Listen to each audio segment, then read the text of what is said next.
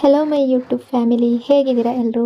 I hope ಎಲ್ಲರೂ ಚೆನ್ನಾಗಿದ್ದೀರಾ. ಅದೇ ರೀತಿ ನಿಮ್ಮ ಲೈಫ್ನಲ್ಲಿ ಪಾಸಿಟಿವ್ ಆಗಿ ಥಿಂಕ್ ಮಾಡ್ತಾ ಇದ್ದೀರಾ ಅಂತ ಅಂದ್ಕೊಂಡಿದ್ದೀನಿ. ಇವತ್ತಿನ ಈವ್ನಿಂಗ್ ರೀಡಿಂಗಲ್ಲಿ ಬ್ಯೂಟಿಫುಲ್ ಆಗಿರುವಂತಹ ಯಾವ ಎನರ್ಜಿ ಇದೆ ಅಂತ ನೋಡೋಣ. ಮೊದಲು ಕಾಮಾಗಿ ಕೂತ್ಕೊಳ್ಳಿ, ಡೀಪ್ ಬ್ರೀತನ್ನು ತಗೊಳ್ಳಿ, ನಿಮ್ಮ ಮೈಂಡ್ ಮತ್ತು ಮನಸ್ಸನ್ನು ರಿಲ್ಯಾಕ್ಸ್ ಮಾಡ್ಕೊಳ್ಳಿ. ಈಗ ನಿಮ್ಮ ಪರ್ಸನ್ ಹೆಸರನ್ನು ಮನಸಾರೆ 3 ಬಾರಿ ನೆನಪಿಸ್ಕೊಳ್ಳಿ. ನಿಮ್ಮ ಪರ್ಸನ್ ಫೇಸನ್ನು ಇಮ್ಯಾಜಿನ್ ಮಾಡ್ಕೊಳ್ಳಿ. ಅವರು ಮತ್ತು ನೀವು ಒಟ್ಟಿಗೆ ಕಳೆದಿರುವ ಬ್ಯೂಟಿಫುಲ್ ಮೆಮೊರೀಸ್ನ ನೆನಪು ಮಾಡ್ಕೊಳ್ಳಿ. ಅದಕ್ಕೂ ಮೊದಲು ಈ ರೀಡಿಂಗ್ ನಿಮ್ಮವರೆಗೂ ತಲುಪಿದೆ ಅಂದರೆ ಯು ಆರ್ ಸೋ ಬ್ಲೆಸ್ಡ್. ಯೂನಿವರ್ಸ್ಗೆ ಗ್ರ್ಯಾಟಿಟ್ಯೂಡ್ ಹೇಳಿ, ಥ್ಯಾಂಕ್ ಯು ಯೂನಿವರ್ಸ್ ಅಂತ ಹೇಳಿ ನಿಮ್ಮ ಪರ್ಸನ್ ಎನರ್ಜಿಯನ್ನು ಫೀಲ್ ಮಾಡಿ. ಬ್ಯೂಟಿಫುಲ್ ಆಗಿರುವ ಎನರ್ಜಿ ಬಂದಾಗ ಅದನ್ನು ರಿಸೀವ್ ಮಾಡ್ಕೊಳ್ಳಿ. ಇದು ಜನರಲ್ ರೀಡಿಂಗ್ ಆಗಿರುತ್ತೆ. ಸೊ ಎಲ್ಲ ವಿಷಯಗಳು ಎಲ್ಲರಿಗೂ ಮ್ಯಾಚ್ ಆಗಲೇಬೇಕು ಅಂತ ಇಲ್ಲ. ನಿಮ್ಮ ಸಿಚುವೇಶನ್ಗೆ ಮ್ಯಾಚ್ ಆಗುವ ಎನರ್ಜಿ ಮಾತ್ರ ರಿಸೀವ್ ಮಾಡ್ಕೊಳ್ಳಿ. ಯಾವುದಾದ್ರೂ ಭಾಗ ನಿಮಗೆ ಮ್ಯಾಚ್ ಆಗಲಿಲ್ಲ ಅಂದರೆ ಅದನ್ನು ಫೋರ್ಸ್ ಆಗಿ ತಗೊಳ್ಬೇಡಿ. ಈ ರೀಡಿಂಗ್ನ ಉದ್ದೇಶ ಏನು ಅಂದರೆ, ಈ ಕ್ಷಣದ ಪ್ರೆಸೆಂಟ್ ಎನರ್ಜಿ ಹೇಗಿದೆ, ನಿಮ್ಮ ಪರ್ಸನ್ ಮನಸ್ಸಿನಲ್ಲಿ ಏನು ನಡೀತಾ ಇದೆ, ನಿಮ್ಮಿಬ್ಬರ ನಡುವೆ ಯಾವ ರೀತಿಯ ಎಮೋಷನ್ಸ್ ಅಥವಾ ವೈಬ್ಸ್ ನಡೀತಾ ಇದೆ, ಅದನ್ನು ನಿಮಗೆ ತಿಳಿಸುವ ಒಂದು ಸಣ್ಣ ಪ್ರಯತ್ನ ಅಷ್ಟೆ. ಹಾಗಾಗಿ ಓವರ್ ಆಗಿ ನೆಗೆಟಿವ್ ಆಗಿ ಯೋಚನೆ ಮಾಡಬೇಡಿ. ನಿಮ್ಮ ಮನಸ್ಸನ್ನು ಅನಾವಶ್ಯಕ ಭಯಗಳಿಂದ ತುಂಬಿಸ್ಕೊಳ್ಬೇಡಿ. ಯಾವುದೇ ರಿಲೇಷನ್ಶಿಪ್ಪಲ್ಲಿ ಆಗಿರಲಿ, ಪಾಸಿಟಿವ್ ಎನರ್ಜಿ ಅನ್ನೋದು ತುಂಬ ಇಂಪಾರ್ಟೆಂಟ್ ಆಗಿರುತ್ತೆ. ನಿಮ್ಮಿಬ್ಬರ ಪ್ರೀತಿ ಅನ್ನೋದು ನಿಜವಾಗಿದ್ದರೆ, ಅದು ಪ್ಯೂರ್ ಆಗಿದ್ದರೆ, ಯೂನಿವರ್ಸ್ ಸೇರಿಸಬೇಕಾದ ಇಬ್ಬರನ್ನ ಯಾರೂ ಕೂಡ ಶಾಶ್ವತವಾಗಿ ದೂರ ಮಾಡೋದಕ್ಕೆ ಆಗೋದಿಲ್ಲ. ಆದರೆ ಒಂದು ವಿಷಯ ನೆನ್ಪಿಟ್ಕೊಳ್ಳಿ, ಬಲವಂತದಿಂದ ಯಾವ ರಿಲೇಷನ್ಶಿಪ್ ಕೂಡ ಉಳಿಯೋದಿಲ್ಲ. ಪ್ರೀತಿ ಅಂದರೆ ಅದು ಫೋರ್ಸ್ ಅಲ್ಲ, ಅದು ಅರ್ಥ ಮಾಡ್ಕೊಳ್ಳೋದು, ರೆಸ್ಪೆಕ್ಟ್, ಕೇರ್ ಮತ್ತು ನಿಜವಾದ ಕನೆಕ್ಷನ್. ಹಾಗಾಗಿ ಕಾಮ್ ಆಗಿರಿ, ಪಾಸಿಟಿವ್ ಆಗಿರಿ. ಯಾವುದು ನಿಮ್ಮದಾಗಿದೆಯೋ ಅದು ಸರಿಯಾದ ಟೈಮ್ನಲ್ಲಿ ನಿಮ್ಮ ಹತ್ರ ಬಂದೇ ಬರುತ್ತೆ. ರೀಡಿಂಗನ್ನು ನೋಡಬೇಕಾದ್ರೆ ವಿಡಿಯೋನ ಲೈಕ್ ಮಾಡ್ಕೊಳ್ಳಿ. ಅದೇ ರೀತಿ ಚಾನಲ್ನ ಸಬ್ಸ್ಕ್ರೈಬ್ ಮಾಡಿಕೊಂಡು ಕನೆಕ್ಟ್ ಆಗಿ. Attraction energy. ಸರಿ, ನಿಮಗೀಗ ಮೊದಲೇ ಗೊತ್ತಿದೆ, ಈಗಾಗಲೇ ತುಂಬ ವಿಷಯಗಳು ಆಗೋಗಿದೆ. ಅಂದರೆ ಚೀಟ್ ಮಾಡೋದು, ನಿಮ್ಮ ಜೊತೆ ಜಗಳ ಆಡೋದು, ಮನಸ್ತಾಪ ಆಗೋದು, ಮಿಸ್ಅಂಡರ್ಸ್ಟ್ಯಾಂಡಿಂಗ್, ಇಂಥ ಎನರ್ಜಿಗಳು ಇತ್ತು. ಆದರೆ ಕರೆಂಟ್ ಸಿಚುವೇಶನ್ ನೋಡಿದ್ರೆ ಈಗಿನ ಸಮಯದ ಬಗ್ಗೆ, ಇಲ್ಲಿ ಅವರು ನಿಮ್ಮ ಕಡೆಗೆ ಹೈಲಿ ಅಟ್ರಾಕ್ಟೆಡ್ ಆಗಿದ್ದಾರೆ ಅನ್ನೋ ಎನರ್ಜಿ ಇದೆ ಇವತ್ತಿನ ಎನರ್ಜಿ ಪ್ರಕಾರ. ಯಾಕೆಂದರೆ ನೀವು ಅವರಿಗೆ ತುಂಬ ಅಟ್ರಾಕ್ಟಿವ್ ಆಗಿ ಕಾಣ್ತಾ ಇದ್ದೀರಾ. ಅವರಿಗೆ ನಿಮ್ಮ ಕಡೆ ಒಂದು ಅಟ್ರಾಕ್ಷನ್, ಒಂದು ಎಳೆತ ಫೀಲ್ ಆಗ್ತಾ ಇದೆ. ನಿಮ್ಮ ಕಡೆಗೆ ಒಂದು ಪುಲ್ ಆಗ್ತಾ ಇದೆ ಅನ್ನೋ ಫೀಲಿಂಗ್ ಅವ್ರಿಗೆ ಬರ್ತಾ ಇದೆ. ಯಾಕೆಂದರೆ ನೀವು ಒಬ್ಬ ವ್ಯಕ್ತಿ ಡಿಫ್ರೆಂಟ್ ಅನ್ನೋದು ಅವ್ರಿಗೆ ಕಾಣಿಸ್ತಾ ಇದೆ. ನೀವು ನೋಟಿಸ್ ಮಾಡಿದಿರೋ ಇಲ್ವೋ ಗೊತ್ತಿಲ್ಲ, ಆದರೆ ನಿಮ್ಮೊಳಗೆ ಕೆಲವು ಸ್ಪೆಷಲ್ ಕ್ವಾಲಿಟೀಸ್ ಅವರಿಗೆ ಕ್ಲಿಯರಾಗಿ ಕಾಣ್ತಾ ಇದೆ. ನೀವು ತುಂಬ ಇನ್ನೋಸೆಂಟ್, ಮನಸ್ಸು ತುಂಬ ಕ್ಲಿಯರ್ ಆಗಿದೆ, ತುಂಬ ಪಾಸಿಟಿವ್ ವ್ಯಕ್ತಿ. ನಿಮ್ಮೊಳಗೆ ಇರುವ ಈ ಪಾಸಿಟಿವ್ ಎನರ್ಜಿ ಕಾರಣಕ್ಕೆ ಜನ ತುಂಬ ಬೇಗ ನಿಮ್ಮ ಕಡೆಗೆ ಅಟ್ರಾಕ್ಟ್ ಆಗ್ತಾರೆ. ನಿಮ್ಮ ಮಾತಿನ ಸ್ಟೈಲ್ ಆಗಿರ್ಬೋದು, ಅಥವಾ ನಿಮ್ಮ ಬಿಹೇವಿಯರ್ ಕೂಡ ಆಗಿರ್ಬೋದು, ಅಥವಾ ನಿಮ್ಮ ಕಮ್ಯುನಿಕೇಷನ್ ತುಂಬ ಚೆನ್ನಾಗಿರ್ಬೋದು. ನೀವು ಮಾತನಾಡುವ ಕೆಲವು ಮಾತುಗಳು ಮೆಚ್ಯೂರ್ ಆಗಿ ಅಟ್ರಾಕ್ಟಿವ್ ಆಗಿರುತ್ತೆ. ನಿಮ್ಮಲ್ಲಿ ಕೆಲವರು ಹೀಲಿಂಗ್ ಮಾಡುವವರು ಕೂಡ ಆಗಿರ್ಬೋದು. ಹೀಲಿಂಗ್ ಅಂದರೆ ಪ್ರೊಫೆಷ್ನಲ್ ಆಗಿ ಹೀಲಿಂಗ್ ಮಾಡಬೇಕು ಅಂತ ಅಲ್ಲ. ಯಾರಾದರೂ ಅವರ ನೋವನ್ನು ಹೇಳ್ಕೊಂಡಾಗ ಅವರನ್ನು ಸಮಾಧಾನ ಮಾಡೋದು, ಗೈಡ್ ಮಾಡೋದು, ಅವರಿಗೆ ಹೆಲ್ಪ್ ಮಾಡೋದು, ಯಾವ ರೂಪದಲ್ಲಾದರೂ ಸಣ್ಣ ಪುಟ್ಟದಾಗಿ ಕೂಡ ಸಪೋರ್ಟ್ ಮಾಡೋದು ಕೂಡ ಹೀಲಿಂಗ್ ಆಗುತ್ತೆ. ಹಾಗಾಗಿ ನಿಮ್ಮೊಳಗೆ ಒಂದು ಪಾಸಿಟಿವ್ ಎನರ್ಜಿ ಇದೆ. ಅದೇ ಎನರ್ಜಿ ಕಾರಣಕ್ಕೆ ಜನ ನಿಮ್ಮ ಕಡೆಗೆ ಅಟ್ರಾಕ್ಟ್ ಆಗ್ತಾ ಇದ್ದಾರೆ. ನಿಮ್ಮ ಪಾರ್ಟ್ನರ್ ಕೂಡ ನಿಮ್ಮ ಕಡೆಗೆ ಅಟ್ರಾಕ್ಷನ್ ಫೀಲ್ ಮಾಡ್ತಾ ಇದ್ದಾರೆ. ಹಿಂದೆ ಪಾಸ್ಟ್ನಲ್ಲಿ ಅವ್ರು ಏನೇ ಮಾಡಿರಲಿ, ಏನೇ ತಪ್ಪು ಮಾಡಿರಲಿ, ಈಗ ಅವರಿಗೆ ನಿಮ್ಮ ಕಡೆಗೆ ಒಂದು ಪುಲ್ ಫೀಲ್ ಆಗ್ತಾ ಇದೆ. ಅವ್ರಿಗೆ ಅನ್ನಿಸ್ತಾ ಇದೆ, ಇವ್ರು ಏನು ಮಾಡ್ತಾ ಇದ್ದಾರೆ, ಎಲ್ಲ ಟೈಮ್ನಲ್ಲೂ ಅವರ ಮೈಂಡ್ನಲ್ಲಿ ನೀವು ಮಾತ್ರ ಓಡ್ತಾ ಇದ್ದೀರಾ. ಅವರ ಮನಸ್ಸು ಫರ್ಗೆಟ್ ಮಾಡೋದಕ್ಕೆ ಟ್ರೈ ಮಾಡ್ತಾ ಇದ್ದಾರೆ, ಮೈಂಡಿಂದ ರಿಮೂವ್ ಮಾಡೋದಕ್ಕೆ ಟ್ರೈ ಮಾಡ್ತಾ ಇದ್ದಾರೆ. ಆದರೆ ಎಷ್ಟೇ ಟ್ರೈ ಮಾಡಿದ್ರೂ ಕೂಡ ಮತ್ತೆ ಮತ್ತೆ ನಿಮ್ಮ ನೆನಪೇ ಬರ್ತಾ ಇದೆ. ನೀವು ಮಾತ್ರ ಅವರ ಮೈಂಡ್ನಲ್ಲಿ ಓಡಾಡ್ತಾ ಇದ್ದೀರಾ. ಸೊ ತುಂಬ ಎಮೋಷ್ನಲ್ ಆಗ್ತಾ ಇದ್ದಾರೆ. ಈವ್ನಿಂಗ್ ಎನರ್ಜಿ ಪ್ರಕಾರ ಆಗಿರುವ ಎಲ್ಲ ವಿಷಯಗಳನ್ನು ನೆನಪಿಸ್ಕೊಂಡು ತುಂಬ ಬೇಸರ ಪಡ್ತಾ ಇದ್ದಾರೆ. ಅವರು ಮಾಡಿದ ತಪ್ಪಿನ ಬಗ್ಗೆ ರಿಗ್ರೆಟ್ ಫೀಲ್ ಮಾಡ್ತಾ ಇದ್ದಾರೆ. ಈ ಕನೆಕ್ಷನ್ನಲ್ಲಿ ನಿಮ್ಮಿಂದ ದೂರ ಆಗಿರೋದು, ಅಥವಾ ನಿಮ್ಮಿಂದ ದೂರ ಆಗುವ ಡಿಸಿಷನ್ ತಗೊಂಡಿರೋದು, ಈ ಡಿಸಿಷನ್ಗೆ ಕಾರಣಕ್ಕೆ ಈಗ ಅವರು ಸಂಪೂರ್ಣವಾಗಿ ಒಂಟಿಯಾಗಿದ್ದಾರೆ ಅನ್ನೋ ಎನರ್ಜಿ ಇದೆ. Regret energy. ಅವರು ತುಂಬ ಎಮೋಷ್ನಲ್ ಆಗಿದ್ದಾರೆ, ಮನಸ್ಸಿನಲ್ಲಿ ತುಂಬ ದುಃಖ ಇದೆ. ಅವರ ಬಳಿ ಏನೇ ಇರ್ಬೋದು, ನೀವು ಹೀಗೆ ಯೋಚನೆ ಮಾಡ್ಬೋದು, ಅವರ ಫ್ಯಾಮಿಲಿ ಚೆನ್ನಾಗಿದೆ, ಅವರಿಗೆ ಬೇರೆ ಆಪ್ಷನ್ಸ್ ಇದೆ, ಅವ್ರಿಗೆ ನನ್ನ ಅವಶ್ಯಕತೆ ಏನು ಅಂತ. ಆದರೆ ಎನರ್ಜಿ ಪ್ರಕಾರ ಅವರು ಒಳಗಿನಿಂದ ತುಂಬ ಒಂಟಿಯಾಗಿದ್ದಾರೆ. ಮನಸ್ಸಿಗೆ ನೆಮ್ಮದಿ ಅನ್ನೋದು ಇಲ್ಲ, ತುಂಬ ಟೆನ್ಷನ್ ಇದೆ. ಒಂದು ನೋವು ಅವರನ್ನು ಬಿಡ್ತಾ ಇಲ್ಲ. ನಿಮ್ಮಿಂದ ದೂರ ಆದ ನೋವು, ಅಥವಾ ನಿಮ್ಮ ಜೊತೆ ಡಿಸ್ಟೆನ್ಸ್ ಕ್ರಿಯೇಟ್ ಮಾಡಿದ ನೋವು ಅವರ ಮನಸ್ಸಿನ ಒಳಗಿನಿಂದ ಕಾಡ್ತಾ ಇದೆ. ಅವರ ಲೈಫ್ನ ಪ್ರತಿಯೊಂದು ಕಡೆ ಕೂಡ ಅವರು ಸ್ಟಕ್ ಆಗಿದ್ದಾರೆ ಅನ್ನೋ ಎನರ್ಜಿ ಇದೆ. ಕೆಲವೊಮ್ಮೆ ಒಬ್ಬ ವ್ಯಕ್ತಿ ಇನ್ನೊಬ್ಬರ ಜೊತೆ ತಪ್ಪು ಮಾಡಿದಾಗ, ನಾನು ಮೊದಲೇ ಹೇಳಿದ ಹಾಗೆ ನಿಮ್ಮ ಜೊತೆ ತಪ್ಪು ಮಾಡಿದ್ದಾರೆ. ಯಾರಾದರೂ ಇನ್ನೋಸೆಂಟ್ ವ್ಯಕ್ತಿ ಜೊತೆ ತಪ್ಪು ಮಾಡಿದ್ರೆ ಅದರ ರಿಟರ್ನ್ ಅವ್ರಿಗೆ ಈಗ ಫೀಲ್ ಆಗ್ತಾ ಇದೆ. ನೀವು ಏನು ಮಾಡ್ತಿರೋ ಅದು ಅವ್ರಿಗೆ ಫೀಲ್ ಆಗ್ತಾ ಇದೆ. ನೀವೀಗ ಸೈಲೆಂಟ್ ಆಗಿದ್ದರೆ ಅದು ಅವ್ರಿಗೆ ಫೀಲ್ ಆಗ್ತಾ ಇದೆ. ಒಬ್ಬ ವ್ಯಕ್ತಿ ಕಷ್ಟದಲ್ಲಿದ್ದಾಗ ಆ ಟೈಮ್ನಲ್ಲಿ ಅವರ ಜೊತೆ ನಿಲ್ಲುವವರು ತುಂಬ ಕಡಿಮೆ ಜನ ಮಾತ್ರ ಅರ್ಥ ಮಾಡ್ಕೊಳ್ತಾರೆ, ಸಪೋರ್ಟ್ ಮಾಡ್ತಾರೆ, ಜೊತೆಯಾಗಿ ನಿಲ್ತಾರೆ. ಯಾಕೆಂದರೆ ಹ್ಯಾಪಿಯಾಗಿದ್ದಾಗ, ಸಂತೋಷದಲ್ಲಿದ್ದಾಗ ಎಲ್ಲರೂ ಜೊತೆಗಿರ್ತಾರೆ. ಆದರೆ ಕಷ್ಟ ಬಂದಾಗ ಬಹಳ ಜನ ದೂರ ಸರಿಯೋದಕ್ಕೆ ಪ್ರಯತ್ನ ಮಾಡ್ತಾರೆ. ಅವರಿಗೆ ಯಾವುದೇ ಹೊರೆ ಅಥವಾ ಹೆವಿನೆಸ್ ಬರದೇ ಇರಲಿ ಅನ್ನೋ ರೀತಿ ಯೋಚನೆ ಮಾಡ್ತಾರೆ. ಅದೇ ಎನರ್ಜಿ ಇಲ್ಲಿ ಇದೆ. ಅಂದರೆ ನೀವು ಅವರ ಎಲ್ಲ ಟೈಮ್ನಲ್ಲೂ ಅವರ ಒಟ್ಟಿಗಿದ್ರಿ ಅನ್ನೋ ಎನರ್ಜಿ ಇದೆ. ಅದು ಅವರಿಗೆ ನೆನಪಾಗ್ತಾ ಇದೆ. Financial struggle energy. ಅವರ ಲೈಫ್ನಲ್ಲಿ ಫೈನಾನ್ಷಿಯಲ್ ಅಥವಾ ಕೆರಿಯರ್ಗೆ ಸಂಬಂಧಪಟ್ಟ ಯಾವುದಾದ್ರೊಂದು ಪ್ರಾಬ್ಲಮ್ ಇರಬಹುದು. ಅದರಿಂದ ಎಲ್ಲವೂ ಸ್ಟಕ್ ಆಗಿರುವ ಎನರ್ಜಿ ಇದೆ. ಯಾವುದೇ ಪ್ರೋಗ್ರೆಸ್ ಅನ್ನೋದು ಕಾಣ್ತಾ ಇಲ್ಲ. ಮುಂದೆ ಹೋಗಬೇಕು ಅಂತ ಆಸೆ ಇದೆ, ಆದರೆ ಮೂವ್ ಆಗೋದಕ್ಕೆ ಆಗ್ತಾ ಇಲ್ಲ. ಹಣದ ವಿಷಯದಲ್ಲಿ ಆಗಿರ್ಬೋದು, ಕೆರಿಯರ್ ವಿಷಯದಲ್ಲಾಗಿರ್ಬೋದು, ಯಾವುದೋ ಒಂದು ಸಿಚುವೇಶನ್ ಕಾಣಿಸ್ತಾ ಇದೆ. ಯಾವುದೇ ಕೆಲಸ ಸುಲಭವಾಗಿ ಕಂಪ್ಲೀಟ್ ಆಗ್ತಾ ಇಲ್ಲ. ಅವ್ರು ಏನಾದರೂ ಮಾಡೋದಕ್ಕೆ ಬಯಸ್ತಾ ಇದ್ದಾರೆ, ಆದರೆ ಮಾಡೋದಕ್ಕೆ ಆಗ್ತಾ ಇಲ್ಲ. ಯಾರೂ ಅವ್ರ ಜೊತೆ ನಿಲ್ತಾ ಇಲ್ಲ. ಅವರ ಮೈಂಡ್ ಸೆಟ್ ತುಂಬ ನೆಗೆಟಿವ್ ಆಗಿದೆ. ಫೈನಾನ್ಸ್ ಬಗ್ಗೆ, ಹಣದ ಬಗ್ಗೆ, ಕೆರಿಯರ್ ಬಗ್ಗೆ, ಪ್ರತಿಯೊಂದು ವಿಷಯದ ಬಗ್ಗೆ ಅವರ ಪರಿಸ್ಥಿತಿ ಎಲ್ಲ ಕಡೆ ಸ್ಟ್ರಗಲ್ ಮಾಡ್ತಾ ಇದ್ದಾರೆ. ಚಾಲೆಂಜಸ್ ತುಂಬ ಕಾಣ್ತಾ ಇದೆ. ತುಂಬ ಹಾರ್ಡ್ ವರ್ಕ್ ಮಾಡ್ತಾ ಇದ್ದಾರೆ, ತುಂಬ ಎಫರ್ಟ್ ಆಗ್ತಾ ಇದ್ದಾರೆ, ಆದರೆ ಅದಕ್ಕೆ ತಕ್ಕ ರಿಸಲ್ಟ್ ಸಿಗ್ತಾ ಇಲ್ಲ. ಅವರು ಹೊರಗಡೆಯಿಂದ ಎಷ್ಟೇ ಸ್ಟ್ರಾಂಗ್ ಆಗಿ ಕಾಣಿಸ್ಕೊಂಡ್ರು ಅಥವಾ ಕೆಲವರು ಒಳ್ಳೆಯ ಪೊಸಿಷನ್ನಲ್ಲಿರ್ಬೋದು, ಒಳ್ಳೆಯ ಇನ್ಕಮ್ ಇರ್ಬೋದು, ಈ ಟೈಮ್ನಲ್ಲಿ ಅವರ ಲೈಫ್ನಲ್ಲಿ ಅಷ್ಟು ಚೆನ್ನಾಗಿ ನಡೀತಾ ಇಲ್ಲ. ಹೊರಗಿನಿಂದ ಈಗೋ ಇರುವ ರೀತಿ ಕಾಣ್ಬೋದು, ಆದರೆ ಈಗ ಆ ಈಗೋ ಕೂಡ ನಿಧಾನವಾಗಿ ಡೌನ್ ಆಗ್ತಾ ಇದೆ. ಯಾಕೆಂದರೆ ಒಬ್ಬ ವ್ಯಕ್ತಿ ಎಲ್ಲವೂ ಚೆನ್ನಾಗಿರುವಾಗ ಮಾತ್ರ ಈಗೋ ತೋರಿಸ್ತಾನೆ. ಯಾವುದು ಸರಿಯಾಗಿ ಇಲ್ಲದೇ ಇದ್ದಾಗ ಯಾವ ಈಗೋ, ಯಾವ ಗರ್ವ, ಅದು ಕೂಡ ಅಲ್ಲಿ ಮಾಯ ಆಗೋದಕ್ಕೆ ಶುರುವಾಗುತ್ತೆ. ಸೊ ಅವರು ಕೂಡ ತುಂಬ ಟೆನ್ಷನ್ನಲ್ಲಿದ್ದಾರೆ, ತುಂಬ ಡಿಸ್ಟರ್ಬ್ಡ್ ಆಗಿದ್ದಾರೆ, ತುಂಬ ಡಿಪ್ರೆಸ್ಡ್ ಆಗಿರುವ ಎನರ್ಜಿಯಲ್ಲಿದ್ದಾರೆ. ಒಂದು ಕ್ಷಣ ಅವರ ಮನಸ್ಸಿಗೆ ನೆಮ್ಮದಿ ಅನ್ನೋದು ಸಿಗ್ತಾ ಇಲ್ಲ. ಅವರು ಓಡಿ ಬಂದು ನಿಮ್ಮ ಹತ್ರ ಇರಬೇಕು ಅನ್ನೋ ಫೀಲ್ ಮಾಡ್ಕೊಳ್ತಾ ಇದ್ದಾರೆ.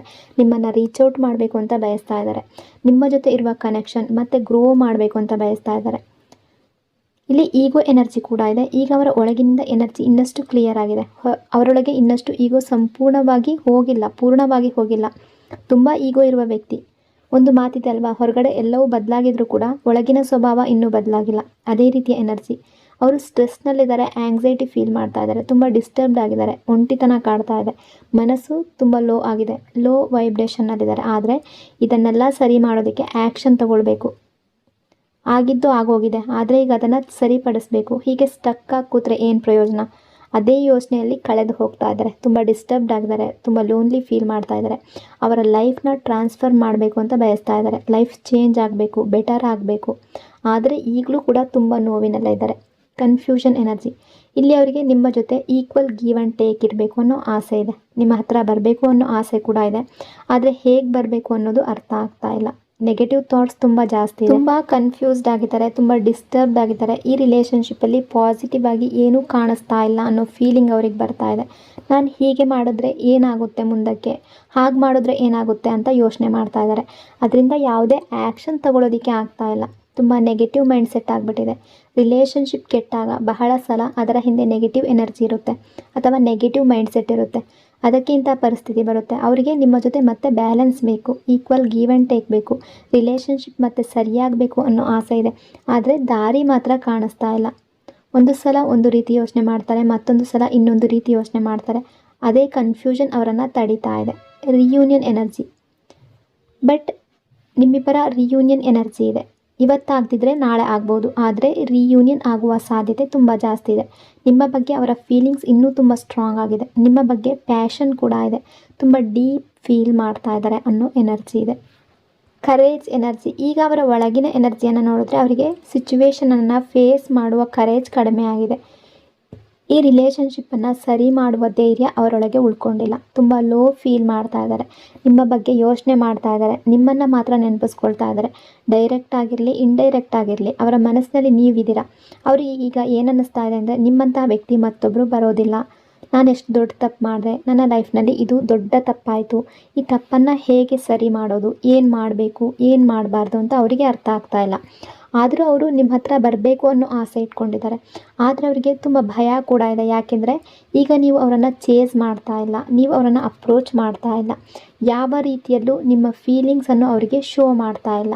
ನಿಮ್ಮ ಮನಸ್ಸಿನಲ್ಲಿ ಅವರ ಬಗ್ಗೆ ಎಷ್ಟು ಫೀಲಿಂಗ್ಸ್ ಇದೆ, ಎಷ್ಟು ಎಮೋಷನ್ಸ್ ಇದೆ, ಅದನ್ನು ನೀವು ಹೊರಗಡೆ ತೋರಿಸ್ತಾ ಇಲ್ಲ. ಅವರಿಗೆ ಮೊದಲು ಯಾವ ರೀತಿ ಅನ್ನಿಸ್ತಾ ಇತ್ತು ಅಂದರೆ, ನೀವು ಅವರನ್ನು ಲವ್ ಮಾಡ್ತೀರಾ, ನೀವು ಅವರ ಬಗ್ಗೆ ಕೇರ್ ಮಾಡ್ತೀರಾ, ನಿಮ್ಮ ಇಂಟ್ರೆಸ್ಟ್ ಅವರ ಮೇಲೆ ತುಂಬ ಇದೆ.